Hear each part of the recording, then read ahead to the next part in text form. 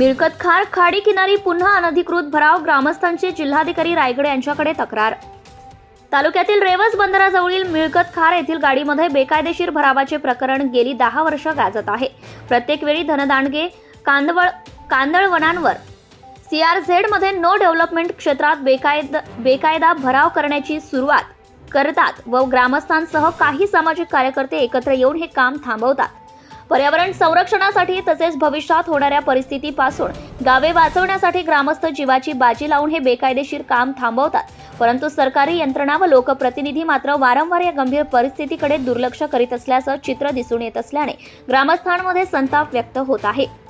गेल्या 10 वर्षात सन 2014 व सन 2022 मध्ये 2 गुन्हे संबंधितांवर मांडवा सागरी पोलीस ठाण्यात दाखल असूनही धनदांडगे पुन्हा या ठिकाणी भराव करून खाडीकिनारील गावे बुडवायला निघाले आहेत, असा थेट आरोप अलिबाग येथील सामाजिक कार्यकर्ते संजय सावंत यांनी केला आहे।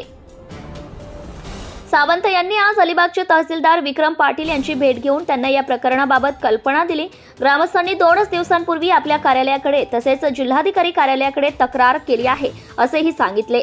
त्यावर तहसीलदार यांनी संबंधित मंडळ अधिकारी व तलाठी यांना योग्य त्या सूचना देण्यात आल्या आहेत असे सावंत यांना आश्वासित केले। प्रकरण काय? अलिबाग तालुक्यातील रेवस बंदराजवळील खाडीमध्ये बेकायदेशीर भराव केल्याप्रकरणी मांडवा सागरी पोलीस ठाण्यात वासवानी रिसॉर्ट कार्यकारी संचालक यांच्यावर सन 2014 मध्ये गुन्हा दाखल असताना याच जागेत माती भराव याबाबत अलिबाग येथील सामाजिक कार्यकर्ते संजय सावंत यांनी कोकण आयुक्तांकडे तक्रार दाखल केली होती।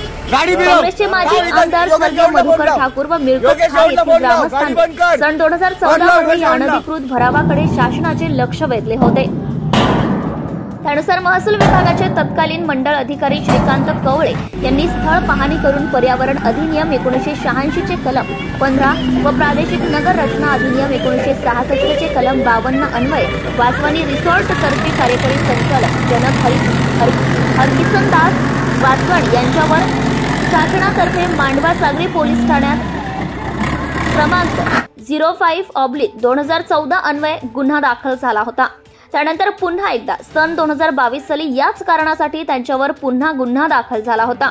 संजय सावंत यांना माहिती अधिकारात मिळालेल्या माहितीनुसार नगर रचना आणि मूल्य निर्धारण विभाग रायगड अलिबाग यांनी त्यांच्या 20 डिसेंबर 2014 च्या तहसीलदार अलिबाग यांना दिलेल्या अहवालामध्ये मिळकत खार येथील भराव हा अनधिकृतपणे केला असल्याचं निदर्शनास आले होते।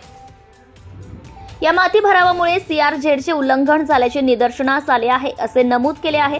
असे असतानाही पुन्हा या जागेत अनधिकृत भराव करून CRZ व पर्यावरण कायद्याचे उल्लंघन केल्याप्रकरणी प्रकल्प व्यवस्थापनासोबतच जबाबदार महसूल अधिकाऱ्यांवरही गुन्हा दाखल करण्यात यावा अशी मागणी संजय सावंत यांनी कोकण आयुक्तांकडे केली होती।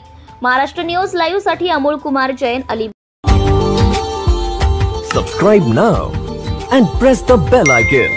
Never miss an update.